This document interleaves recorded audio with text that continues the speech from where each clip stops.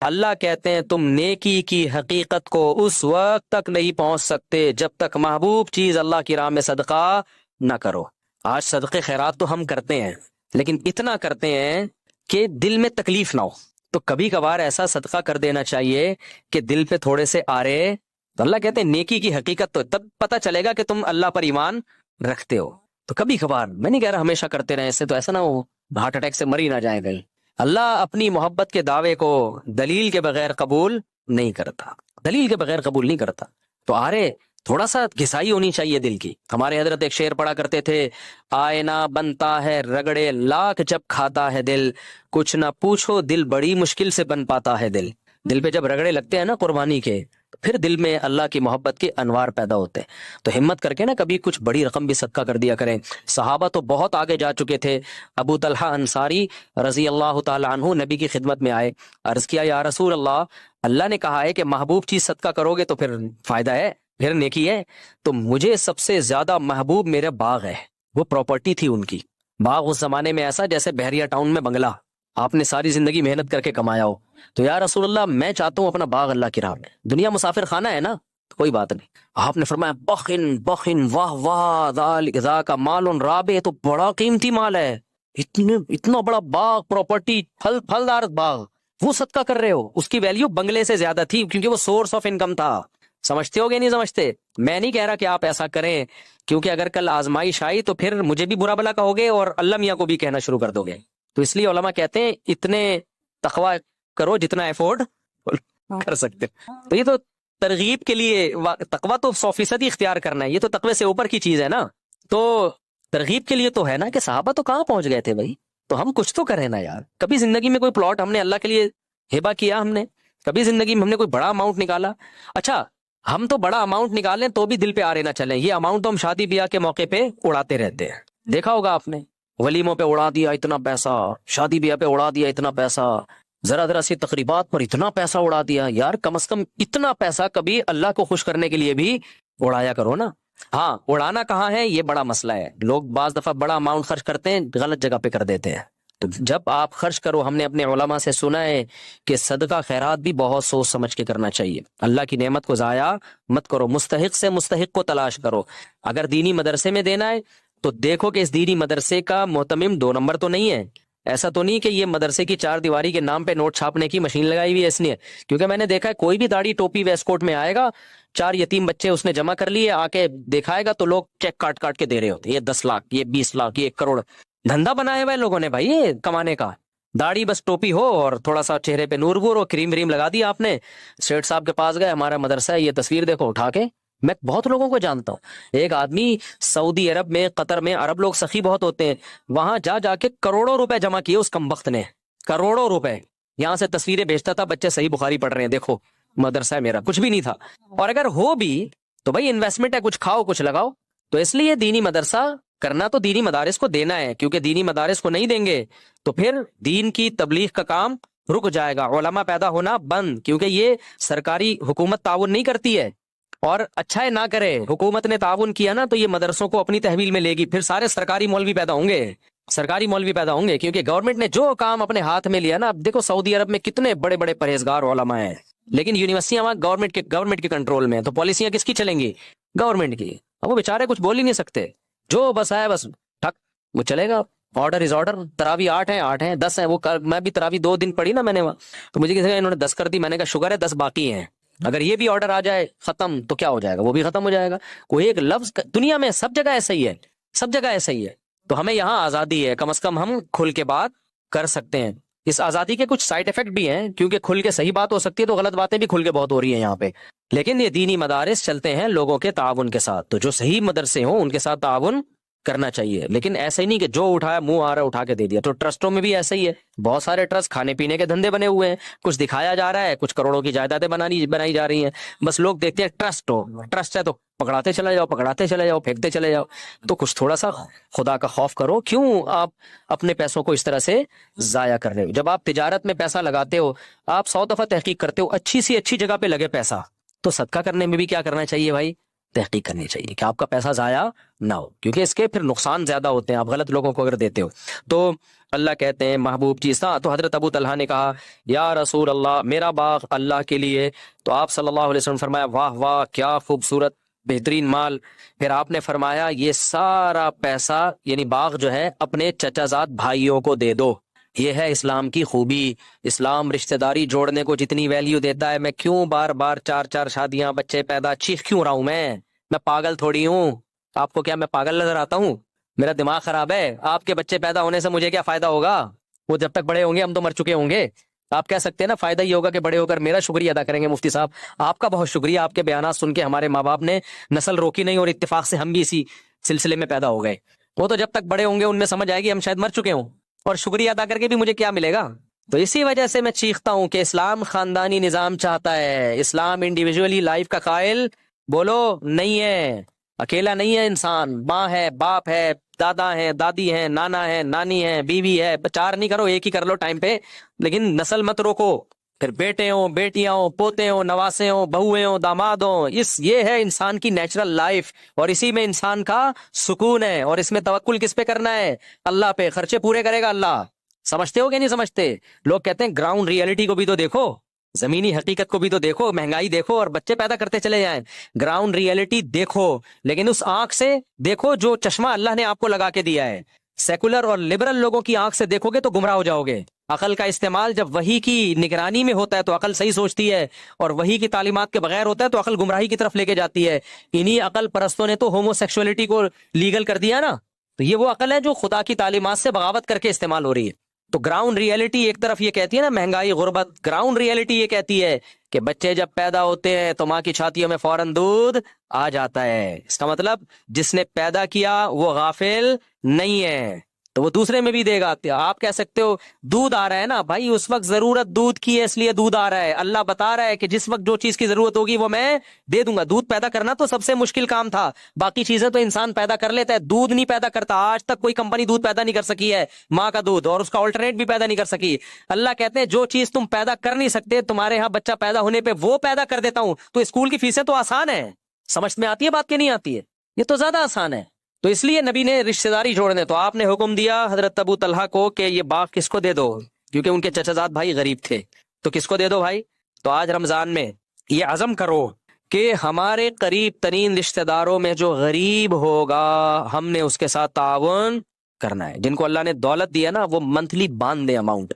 بھائی کو بھائی سے یہ کہنا نہ پڑے کہ تو کروڑوں روپے کماتا ہے, میں گٹکے کی دکان بھی نہیں کھول سکا, کچھ تو میرا خیال کر. یہ کہنا نہ پڑے, وہ خود سوچے کہ بھائی اللہ نے رشتہ داروں کو لاوارث چھوڑنے سے منع کیا ہے. بیوہ بہن ہے, طلاق یافتہ بہن ہے, دل کھول کے خرچ کرو, بوجھ نہ سمجھو. فرمایا وَيُرْبِ الصَّدَقَاتِ, اور صدقے کو اللہ کیا کرتا ہے؟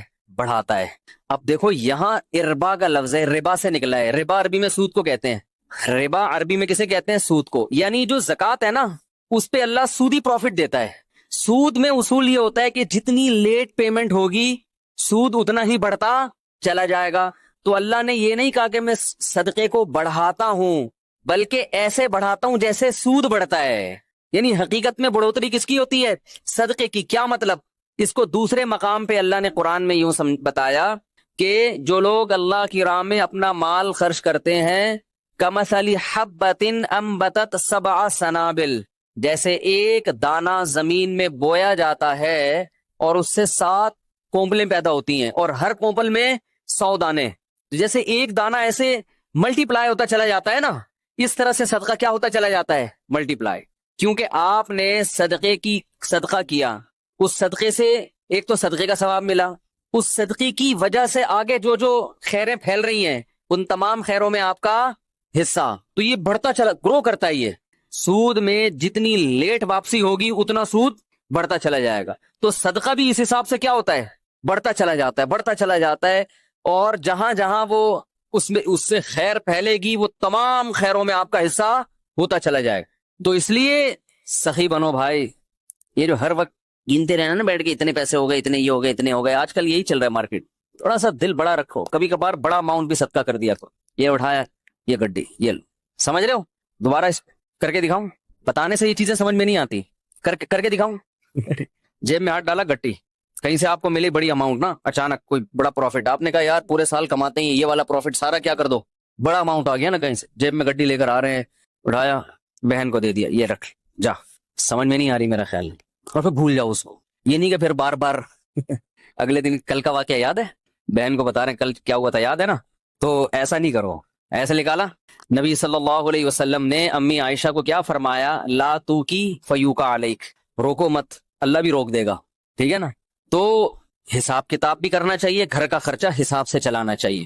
آپ کو پتا ہونا چاہیے آپ کی منتھلی ارننگ کتنی ہے اور گھر کا خرچہ کتنا ہے. میں نے پتہ ہے کیا ہے، میں نے پورا ایکسل پہ اپنے گھر کا سارا سیٹ اپ بنایا ہوا ہے. ارننگ ایک خانے میں لکھ رہا ہوتا ہوں، جو ایکسپینس ہیں وہ جتنے بھی ہیں وہ سارے، ایک گھر، دو گھر، تین گھر، اور اپنا ذاتی ایک خالی ہے. ابھی سمجھ رہے ہو، ایک کیا ہے، خالی ہے. پتہ نہیں کوئی لفٹ ہی نہیں کرا رہا. خیر، تو پورا میں حساب رکھتا ہوں. یہ میری ارننگ ہے، ٹھیک ہے نا، یہ میرے پہلے گھر کا خرچہ، ہر چیز اس میں ڈل رہی ہے.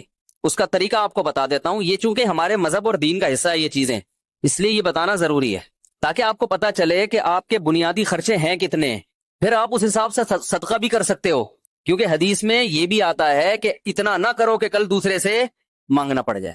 آج گڈی نکال کے دے دی ٹھیک ہے نا، اگلے دن گھر میں آٹے کے پیسے نہیں ہیں، پھر وہ گڈی اس سے مانگ رہے ہیں، یار اس میں سے آدھی مجھے دے دو بھائی. صحیح ہے. لکھنے کا فائدہ کیا ہوتا ہے خوب سمجھیں. حکیم الامہ مولانا اشرف علی تھانوی رحمہ اللہ نے تو یہاں تک لکھا ہے، خواتین کو ترغیب دی ہے کہ جب بھی گھر میں کھانا بناؤ لکھو اتنے افراد کے لیے اتنے چاول. آج 4 مکے ڈالے ہیں، 10 آدمیوں نے کھایا ہے یا 5 آدمیوں نے کھایا ہے، اس کا مطلب 2 آدمیوں کے لیے کتنے ہیں، 2 مکے، تاکہ کھانا ضائع نہ ہو اور شوہر کی پتلون ڈھیلی نہ ہو. ورنہ وہ کھلا وہ تو بن رہا ہے، پھر شام کو پھک رہا ہے، اور وہ میاں صاحب بیچارے کما کما کے آدھے ہو گئے. سگھڑ خواتین انہی کو تو کہتے ہیں جو ونس اپون اے ٹائم ہوا کرتی تھی، کہ وہ پورا گھر کیسے لے کے چلتی ہیں. اصل میں ہوتا یہ ہے کہ جب لوگ سخاوت پہ بیان سنتے ہیں تو کہتے ہیں حساب و کتاب نہیں کرنا چاہیے، بس کھلاؤ پلاؤ، وہ جو آ رہا ہے یہ بس، یہ سخاوت نہیں ہے. اور کچھ ایسے کنجوس ہوتے ہیں کہ وہ سارا دن کیلکولیشن میں ہی لگے رہتے ہیں بھائی. تو حالانکہ بنتے 4 روپے تھے ٹھیک ہے نا. تو وہ میں اس میں ایک اصولی بات بتاتا ہوں کیسے چلنا چاہیے. اب بات تو چل پڑی ہے، یہ بھی سورہ قلم ہی کا حصہ ہے نا، اللہ نے سخاوت کو بیان کیا. تو حکیم الامہ نے کیا لکھا ہے، خواتین کو چاہیے گھر میں ایک ایک چیز کا حساب لکھے. جو کھانا پکاتی ہیں وہ تو یہی حساب لکھیں گی نا بھائی، جیسے بریانی بنانی ہے بھائی، اتنے چاول میں اتنے کلو گوشت ڈلتا ہے. اس دن اتنا ڈالا تھا تو چاول کیا بنے تھے مزیدار، اب ایسا نہ اس سے زیادہ ڈال دیں یا اس سے کم. تو ہر چیز میں لکھنے کا حساب، ہر وقت اپنے پاس ایک ڈائری. اب تو موبائلوں میں بھی لوگ لکھنا شروع کر دیتے ہیں. دیکھو میرے موبائل میں نے ایک ڈائری بنائی ہوئی ہے، ابھی آپ کو دکھاتا ہوں کیا لکھا ہوا ہے اس میں نے. یہ نوٹ، ابراہیم کو 100 روپے دیے. میرا چھوٹا بیٹا ابراہیم ہے نا، سائیکل خراب ہو گئی تھی، میں نے اس کو 100 روپے پکڑا دیے سائیکل ٹھیک کرنے کے لیے، اس میں ڈال دیے میں نے. کیوں ڈالیں، خوب 100 روپے کی ویلیو الحمدللہ میری نظر میں نہیں ہے. وجہ اس کی ہے مجھے حساب دے. وہ وجہ اس کی کیا ہے، حساب کیوں مانگوں گا میں، ابھی سے عادت پڑے پیسے واپس کرنے کی. نہیں آ رہی بات بھائی، 100 روپے کا کیا مسئلہ ہے، 4000 کی سائیکل دلا سکتا ہوں میں اس کو ٹھیک ہے نا. تو 100 روپے کا حساب رکھنا کیوں ضروری ہے. ممکن ہے کوئی دیکھے تو بولے یار مفتی صاحب کتنے کنجوس ہیں، بچوں سے 100 روپے کا حساب بھی انہوں نے رکھا ہوا ہے. یہ کیوں رکھا ہے کہ میں یہ دیکھوں گا کہ اس کو میں نے 100 روپے دیے، یہ جو پیسے بچے واپس کرنا بھولتا ہے یا نہیں بھولتا. اگر بھولتا ہے تو میں پکڑوں گا. کیا آپ کو جب میں نے پیسے دیے تھے تو آپ نے واپس کیوں نہیں، ابھی سے نہیں پکڑا تو کل یہ لاکھوں لاکھ روپے بھی دینا بھول جائے گا. نہیں آ رہی بات. کل یہ بحریہ ٹاؤن میں ممکن ہے پلاٹ خریدے 1 کروڑ کا کسی بندے سے. ممکن تو بھائی بہت کچھ ہو سکتا ہے نا، وزیر اعظم بھی بن سکتا ہے. اور پھر جب وزیر اعظم بنا اور لوگوں نے کہا آپ نے تو کہا تھا غربت کا خاتمہ کریں گے، کہیں گے او سوری میں کیا ہوا بھول گیا تھا غربت کا خاتمہ کرنا. آپ نے کہا تھا کراچی میں گندگی کا ڈھیر ہٹوائیں گے آپ، اس لیے آپ کراچی والوں نے آپ کو ووٹ دیا. ارے یار میرے ذہن سے نکل گیا. ٹھیک ہے نہیں آ رہی بات. تو اس کا تعلق صرف بچے کی کس سے ہے، تربیت سے. ہمارے ذمے تربیت کی کوشش ہے، نہ بنے تو اللہ کی مرضی. سمجھ رہے ہو. تو بچوں کو نا پیسے دے کے بگاڑنا نہیں چاہیے، ان میں عادت خراب ہوتی ہے. پیسے دینے تو وہ دیں، جیب خرچی ان کی باندھیں تاکہ وہ اپنی مرضی سے کھائیں. تو وہ جیب خرچی کا سیٹ اپ الگ ہے، وہ ہم ہر جمعے کو بچوں میں جیب خرچی بانٹتے ہیں، لیکن معاملات میں ان کو 2 نمبری کی اجازت نہیں. میں نے لکھا ہوا ابراہیم کو 100 روپے دیے. اب میں یہ نوٹ کروں گا کہ یہ 100 روپے کا مجھے حساب دیتا ہے یا بھول جاتا ہے. ابھی لکھنے کی کیا ضرورت ہے، دماغ میں کیوں نہیں رکھا بھائی. دماغ کو مفید کاموں کے لیے رکھو. 100 50 روپے کے لیے دماغ کو فالتو میں مت کھپاؤ بھائی. یہ چیز اگر یہاں نہ ہوتی، دماغ میں ہوتی، تو دماغ اور کسی کام کا ہوتا. یہ بیان کرتا میں یہاں بیٹھ کے ہر وقت دماغ میں یہی یاد رکھنا، اس کو 100 روپے دیے، اس کو 50 روپے دیے، اس کو 1 لاکھ روپے دیے، اس کو یہ دماغ میں. دماغ سے چیز اٹھا کے کہاں لے کے جاؤ، ڈائری میں. حضرت حکیم الامہ مولانا اشرف علی تھانوی رحمہ اللہ تعالی، یہ مجدد تھے اپنے دور کے، ایسے خاندانی آدمی تھے یہ ذکر کرتے ہوئے جا رہے تھے. ان کا معمول تھا فجر کے بعد ذکر کرنے کا، تو چہل قدمی بھی کرتے تھے تاکہ واکنگ ہو جائے فجر کے بعد اور ذکر بھی. تو ایک دم رکے، جیب سے ڈائری نکالی، قلم سے، قلم ان کے یہاں رہتا تھا ہر وقت کان پہ، فوراً کچھ لکھا اور ڈائری جیب میں. کسی نے پوچھا حضرت آپ ذکر کر رہے تھے، یہ ابھی بعد میں لکھ لیتے یہ؟ انہوں نے کہا نہیں، میرا دماغ اللہ کی طرف ہے. ذہن میں ایک خیال آیا، اگر میں ڈائری پہ نقل نہ کرتا نا تو وہ خیال مجھے محفوظ رکھنے کے لیے بار بار دماغ کہاں جاتا؟ اسی خیال کی طرف، تو وہ مجھے ذکر سے بھی غافل کرتا. وہ چیز دماغ سے کہاں آ گئی؟ ڈائری میں، اب جیب میں. اب دوبارہ ذکر توجہ کے ساتھ. اب یہ ڈائری کی ٹینشن ہو گئی ہے، اب یہ اپنی ٹینشن کیا ہو گیا بھائی؟ ایسی خاندانی چیزیں ہیں یار، یہ تو زندگی میں کامیابی کے اصول ہیں اللہ کے بندو. ہمارے پاس کسی کے پاس بھی کوئی ڈائری نہیں ہوتی، لاکھوں کروڑوں کے بزنس دماغ میں چل رہے ہوتے ہیں. وسیم کباڑیہ سے 1 لاکھ روپے لینا ہے، سلیم گولے گنڈے والے کو 20 لاکھ روپے دینے ہیں، ٹھیک ہے نا. سب دماغ کچومڑ بنا ہوا ہے، دماغ کا کچرا کنڈی بنا ہوا ہے، دماغ کچرا کنڈی بنا ہوا ہے کہ نہیں بنا ہوا؟ اتنی فکریں ہوئے، کیا کیا کھوپڑا ہے، یہ کیا ہے؟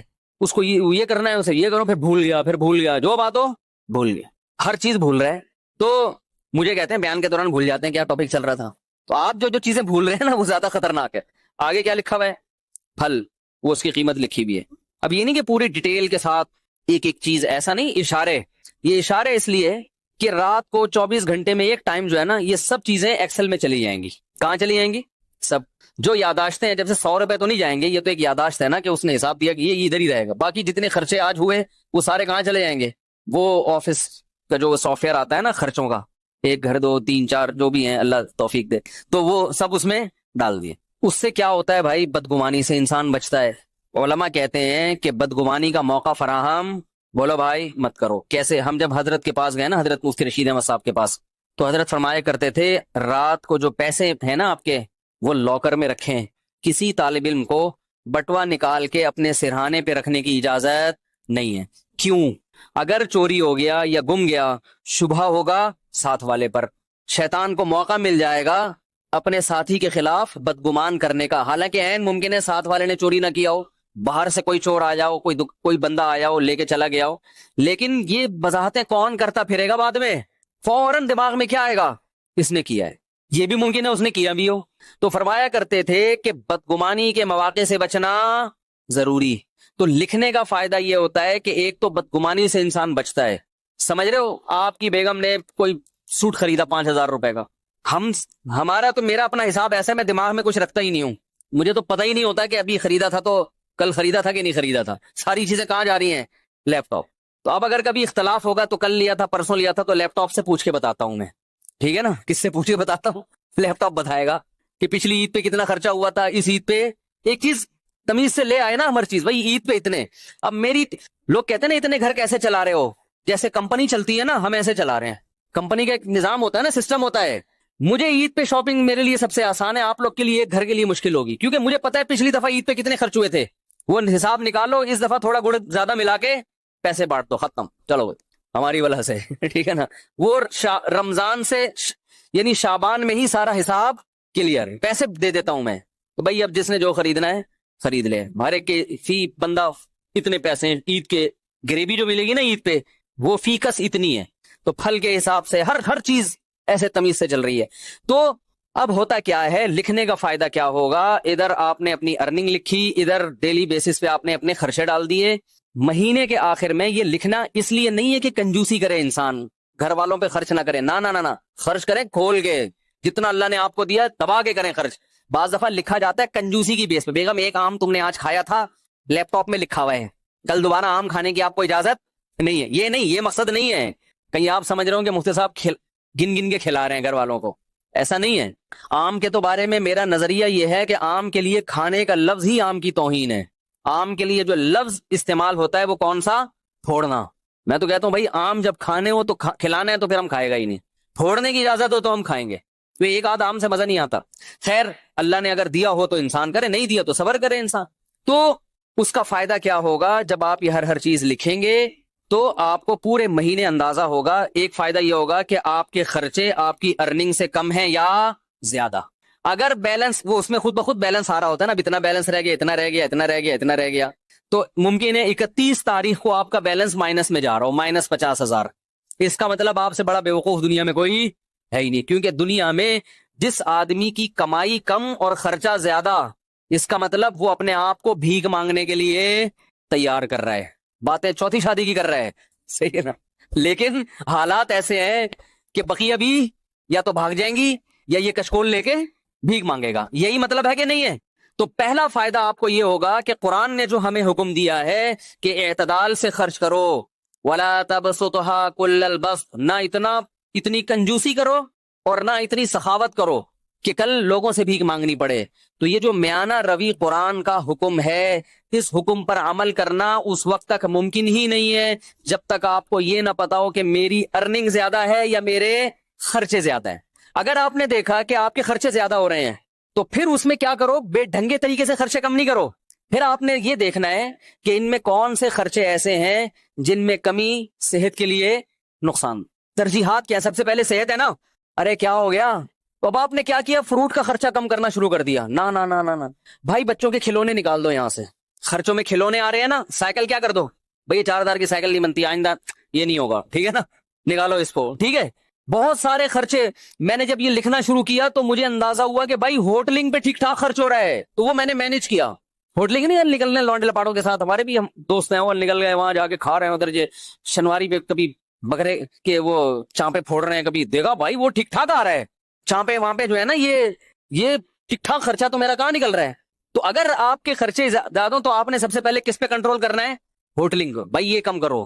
سمجھ میں نہیں آ رہی تو میں گھر چلا جاتا ہوں. بھائی اس کو کیا کرنا ہے؟ کم کرنا ہے. یہ نکالو، چائے گٹکا نکالو، سگریٹ نکالو. بہت سارے خرچے ایسے ہوں گے جو آپ کو اندازہ ہوگا کہ فالتو کے ہیں مگر ان پہ خرچ بہت زیادہ ہو رہا ہے. تو پہلا فائدہ یہ ہوگا کہ آپ مستقبل کے لیے بھیک مانگنے سے بچ جاؤ گے. اور گھر والوں پہ سختی بھی کرنی پڑے گی. بیگم دیکھ لو تمہارے سامنے ہے یہ خرچہ ہے، اور انڈے پراٹھے دیکھو یہ آ رہا ہے ٹھیک ہے، اب تم بتاؤ میں کہاں سے لے کر آؤں یہ؟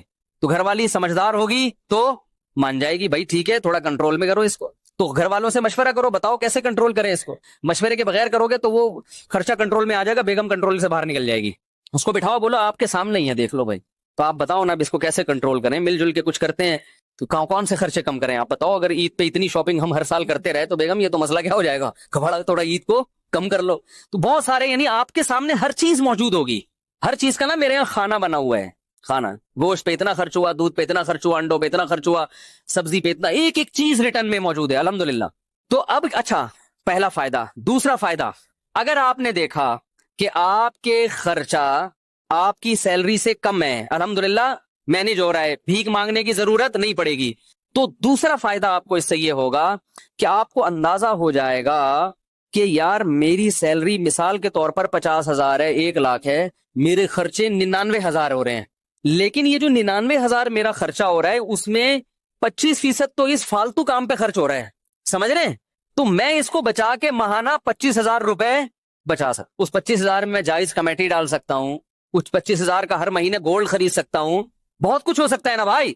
تو اتنی بچت کے بعد 1,00,000 کے بعد بحریہ ٹاؤن کا پلاٹ 1 سال کے بعد، میں مذاق کر رہا ہوں، بحریہ ٹاؤن والے کو بتاؤ گے نا وہ مارے گا، بولے گا میری توہین نہیں کرو. 25,000 میں ایک مثال دے رہا ہوں، یہ 25,000 کے 25,00,000 بھی تو ہو سکتے ہیں، کچھ بھی ہو سکتا ہے. یعنی آپ نے ادھر سے چیک کیا. مجھے تو بڑا فائدہ ہوا تھا کہ میں نے جب چیک کرنا شروع کیا مجھے اندازہ ہوا بھائی یہ پیسے بلا وجہ کے اتنا بڑا اماؤنٹ خرچ ہو رہا ہے ہوٹلوں کی چائے پر اور فلاں پر، اور اتنا اس پہ ہو رہا ہے کہ یہ بچ کے بہت اچھی جگہوں پہ بولو بھائی خرچ ہو سکتا. تو آپ جب خود کریں گے تو بہت سی راہیں آپ کے سامنے کھلیں گی. تیسرا فائدہ یہ ہوگا کہ آپ کو یہ پتا چل جائے گا کہ بھائی یہاں سے مینج کرنے کے بعد میری جو سیلری ہے نا اس میں سے میرا بچتا اتنا ہے، تو میرے گھر کے مہینے کے اتنے خرچے تو بہرحال ہیں ہی، اس سے زیادہ کیا ہے غریبی. اب صدقات و خیرات میں آپ کو کیا ہو جائے گی آسانی. اس میں ایک کام اور کرو، ہم میں چونکہ توکل کم ہے تو آپ اتنا اماؤنٹ جمع کرو گولڈ کی شکل میں کہ آج آپ کی تنخواہ اگر چھوٹ جاتی ہے، آپ کو جاب سے نکال دیا جاتا ہے، تو گولڈ کی شکل میں آپ کے پاس 1 سال کا راشن بولو بھائی ہونا چاہیے. مثلا آپ نے وہاں کیلکولیشن کی، آپ نے اندازہ لگایا کہ میرا ماہانہ خرچہ 1,00,000 ہے. ایک مثال دے رہا ہوں، ایک نارمل ایک فیملی والے 1-2 بچوں کے ساتھ 1,00,000 بہت اچھے طریقے سے ہو جاتا ہے. اندازہ لگا لیا جی میرا ماہانہ خرچہ کتنا ہے 1,00,000. تو آپ نے ایک ہدف بنایا کہ یار میں نے 12 لاکھ روپے جمع کرنے ہیں اتنا جمع کرنا نا کہ آج اگر جاب چھوٹ جاتی ہے تو کسی کے سامنے ہاتھ نہ پھیلانا پڑے. آج اللہ نہ کرے کوئی آفت آ گئی, ارے کوئی بڑا خرچہ آ گیا, کوئی خدا نخواستہ خطرناک بیماری آ گئی, تو کچھ پیچھے اماؤنٹ ہونا چاہیے نا. تو وہ کتنا اماؤنٹ ہونا چاہیے؟ اگر آپ ضرورتوں کو دیکھو گے تو وہ زرداری کے پاس جتنا اماؤنٹ ہے پھر وہ بھی کم ہے, کیونکہ ہو تو کچھ بھی سکتا ہے. اور بالکل ہی زیرو پہ رہو گے تو یہ بھی غلط ہے یار, اتنا بھی نہیں, کچھ تو انسان کے پاس بیک میں ہونا چاہیے. تو ہم نے علماء سے سنا ہے کہ ایک سال کی جیب خرچی پیچھے ہونی چاہیے اس زمانے میں, خاص طور پہ جب توکل کی کیا ہے کمی. اور اگر آپ میں توکل ہوگا تو آپ کے بیوی بچوں میں توکل ہو یہ ضروری نہیں. آپ نے تو کہا کچھ بھی نہیں, اللہ کھلائے گا, بیگم کیا ہے, جب بھوک لگے گی نا تو ممکن ہے آپ توکل کرو, بیگم توکل نہ کرے. پھر وہ جب چترال لگائے گی تو پھر آپ ہمیں فون کریں گے یار یہ آپ نے توکل پہ بیان کیا تھا. تو بھائی آپ کو سمجھ میں آیا, اس کو سمجھ میں آیا ہی نہیں. وہی کتے والی مثال ذہن میں رکھ لیں, وہ کتا بھونک رہا تھا تو کسی نے کہا بھونکنے والے کتے کاٹتے نہیں. اس نے پتہ نہیں یہ مثال میں نے تو سنی ہے, کتے نے بھی سنی ہے کہ نہیں سنی ہے کہ بھونکنے والے کتے کاٹتے نہیں. کتے کو پتہ نہیں, یہ پتہ ہے کہ نہیں پتہ. تو اب سمجھیں بات کو, آپ کے پاس جو اماؤنٹ بچے گا اس میں آپ کو اندازہ ہو جائے گا آپ کتنا صدقات و خیرات کر سکتے ہو, ٹھیک ہے نا. اچھا, آپ نے ایک سال کا جس کی 1 لاکھ روپے ماہانہ خرچہ ہے نا وہ 12 لاکھ جمع کر لے, اور 12 لاکھ کیش کی شکل میں نہیں, گولڈ کی شکل میں, کیونکہ وہ کیش تو ایسے دڑام سے گرتا ہے, وہ تو ڈی ویلیو ہو رہا ہے نا. گولڈ لے کے رکھ لے, لاکر میں ڈال دیا کہ بھائی یہ بس رکھ دیا میں نے. اس سے دماغ کیا ہو جائے گا, بے فکر. کبھی شیطان ڈرائے کہ ابے یہ ہو گیا تو کیا ہوگا, یہ ہو گیا, بولے ہیں بھائی لاکر میں 12 لاکھ کا گولڈ پڑا ہوا ہے, پر وہ گولڈ کی ویلیو بھی کیا ہو رہی ہے, بڑھ رہی ہے. یا پلاٹ بھی لے سکتے ہیں, لیکن پلاٹ میں پھر 10 ٹینشنیں ہیں. اس میں یہ خطرہ ہوتا ہے, پلاٹ ویسے 12 لاکھ کا آتا بھی نہیں ہے, لیکن ایک خطرہ بھی ہوتا ہے نا کہ پتہ نہیں وہ اور ڈی ویلیو نہ ہو جائے. گولڈ ایک ایسی چیز ہے کہ ماہرین یہ کہتے ہیں یہ بہت بڑھتا نہیں ہے تو گرتا بھی نہیں ہے. سمجھ رہے ہیں, ایسا نہیں ہوتا کہ 1 لاکھ کا گولڈ 50,000 پہ آ جائے, ایسا آج تک ایسا ہوا نہیں ہے. تو ہوا بھی ہے تو 2 دن کے بعد پھر اوپر چڑھ جائے گا وہ. تو اب کیا کرنا ہے آپ نے, آپ سمجھیں. اچھا, جب یہ 12 لاکھ کا گولڈ آپ جمع کر رہے تھے, یہ میں اس آدمی کی بات کر رہا ہوں جس کا خرچہ 1 لاکھ ہے, جس کا 4 لاکھ ہے پھر وہ 12 لاکھ نہیں, وہ پھر اسی حساب سے, یہ ہر آدمی کے لیے الگ الگ ہے. تو اب آپ نے جب وہ لاکر میں جمع کر دیا, اس جمع کرنے کے دوران بھی ہر مہینے کچھ نہ کچھ صدقہ کرنا ہے. یہ نہیں کہ 10 سال گولڈ جمع کرنے میں لگ گئے تو اس دوران آپ نے کبھی کوئی صدقہ کیا ہی نہیں ہے. لیکن وہ صدقہ تھوڑا تھوڑا ہوگا, کیونکہ ابھی آپ خود اسٹیبل نہیں ہوئے نا. وہ صدقہ ہوگا, وہ والا نہیں ہوگا جو گڈی نکالی, یہ ابھی میں آ رہا ہوں اس طرف, یہ کب کرنا ہے آپ نے, وہ آپ نے کہ بھائی میں پہلے بچوں کے لیے ایک جمع تو کر لوں نا کہ آج کچھ ہو گیا تو ٹھیک ہے.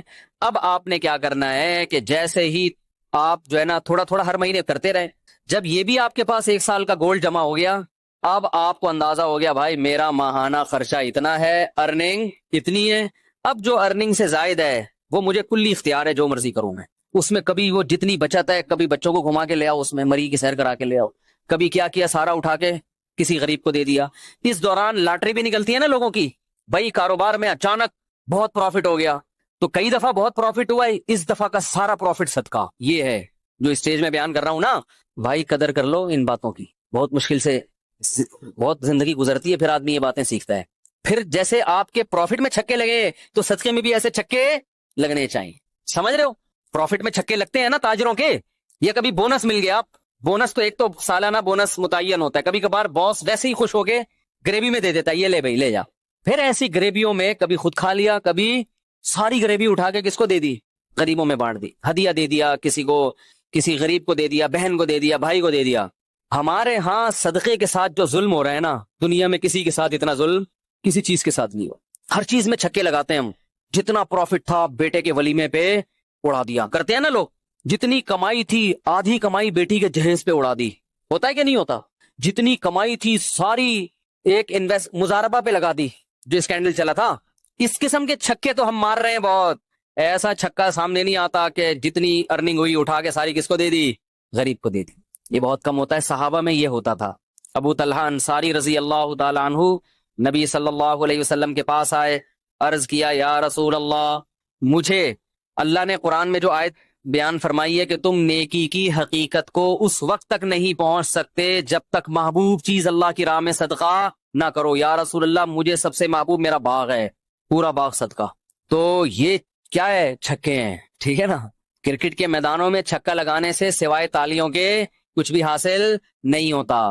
اصل جو چوکے اور چھکے جس پر قیامت میں آپ کو اللہ کی طرف سے ٹرافی ملے گی نا, وہ یہ والے چھکے ہیں. ایک آخری بال پہ چھکا لگایا تھا نا جاوید میاں داد نے, ہم بھی چھوٹے تھے اس وقت, بہت 2 فٹ اچھل رہے تھے ہم بیٹ پہ نا, آخری بال پہ چھکا مارا تھا. تو اس وقت تو عقل نہیں تھی, اتنا خوش ہو رہے تھے جیسے پتہ نہیں کیا ہو گیا. شارجہ کب تھا, اس پہ جاوید میاں داد نے آخری بال پہ کیا لگا دیا تھا, مزہ بہت آیا تھا, وہ کڑا بازیاں کھا رہے تھے. ٹھیک ہے, وہ بھی ایک چھکا تھا, قوم خوش ہوتی ہے جیت کے, لیکن بھائی آخرت میں اس چھکے کی اللہ کی نظر میں کوئی ویلیو نہیں. چھکا کسے کہتے ہیں؟ اچانک ایک دم بہت بڑا کام ہو گیا نا, تو یہ جو چھکے ہیں نا اچانک اٹھا کے اتنی بڑی رقم, ایسے چھکے صحابہ نے بہت لگائے ہیں, اور آج بھی لوگ اللہ والے لگاتے ہیں. اس قسم کے چھکے لگائے. ایک دم اٹھو کسی دن صبح بولو بیگم میرا میٹر شارٹ ہو گیا. میٹر شارٹ ہونے میں کیا ہوتا ہے, جو لوگوں کو قرضے دیے میں نے وہ واپس لینا شروع کر دیتا ہے. میٹر بھی اس طرح کا شارٹ. ایسا میٹر شارٹ نہیں ہو رہا کہ آج میرا میٹر شارٹ ہے بس دائیں ہاتھ سے دوں گا بائیں کو بھی پتا نہیں چلے گا, اور اتنا اٹھا. عرب کرتے ہیں آج بھی ایسے. ہمارے جو رشتے دار سعودیہ میں رہے وہ کہتے ہیں ہم نے عربوں کو دیکھا ہے, ایسے نوٹوں کی گڈی جیب میں ہوگی ریالوں کی, وہ ہیں بھی ریال بھی ہیں, ریال تو ویسے ہی مہنگا ہوتا ہے. کہ کوئی فقیر آیا وہ تو کچھ زیادہ ہی مبالغہ کرتے ہیں, تحقیق بھی نہیں کرتے کہ یہ جو ہے مستحق بھی ہے یا نہیں ہے. ایسے گڈی اٹھائی ایسے پکڑا دی, گنی نہیں رہے جیب میں کتنے. ایسے بہت عربوں کے آج بھی واقعات ہیں, بہت سخاوت ہے. تو آپ ان لوگوں کو بھول جائیں گے عربوں کی سخاوت. اگر پتہ نہیں یہ جو کہتے ہیں نا لوگ, وہ مائکروسافٹ کا وہ کون ہے, اس نے اتنے بل گیٹس اس نے یہ اسپتال بنا دیا, یہ جتنا پیسہ عربوں کے پاس ہے اس حساب سے جو ان میں سخاوت ہے اس کا آج بھی کوئی مقابلہ نہیں کر سکتا. اور ان کے سارے سخی ہائی لائٹ نہیں ہوتے, چھپا کے بہت کرتے ہیں. وہ جتنا دکھا کے کرتے ہیں اس سے زیادہ چھپا کے کرتے ہیں. جو عرب کے اصل کلچر میں رہا ہے نا, جو اصل عربوں میں, وہ عربوں کی تعریف کرتا ہے. جو اصل عربوں میں, ایک تو یہ جو نظر آتے ہیں نا یہ بہت سے ان میں اصل ہیں بھی نہیں. یتیم ہونا, کوئی یتیم ہو جائے اس کو کھلا کھلا کے بگاڑ دیتے ہیں. یتیم ہو جائے نا کوئی اس کلچر میں, تو ہر آدمی چاہتا ہے میں اس پہ اتنا خرچ کرتے ہیں, شو روم سے نئی نئی گاڑیاں خرید کے اس کو دے دیتے ہیں, وہ بگڑ جاتا ہے. ایسی سخاوت ہے. ہمارے یہاں یتیم بیچارہ کیسے دھکے کھاتا ہے. ہمارے ہاں سب سے بڑا سخی وہ ہے, گاڑی جا رہی ہے وائپر پہ کسی نے صاف کر دیا تو 5 روپے اس کو